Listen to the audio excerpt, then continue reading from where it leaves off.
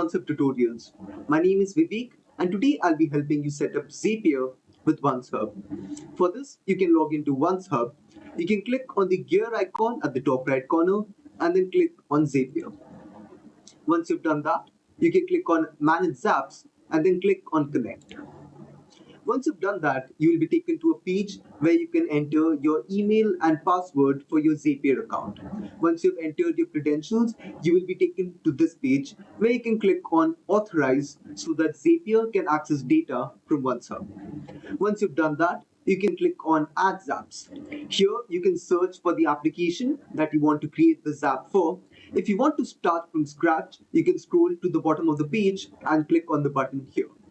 For now, we will be creating a Zap for Google Sheets. You will simply click on Add Zap for the first Zap there, which will create a row in Google Sheets for each OnceHub booking.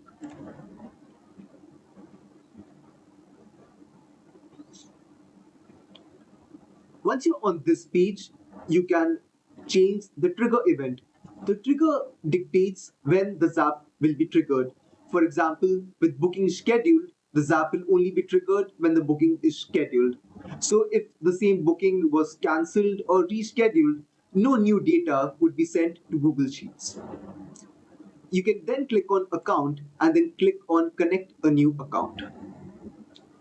Once you click on this button, you will see a pop-up asking you to enter your API key and ID. You can enter this information by going back to the Zapier page and clicking on API key. From here, you can copy the API key and the account ID and then input that data in the pop-up that has come up. Once you have done that, you will be able to create your Zap.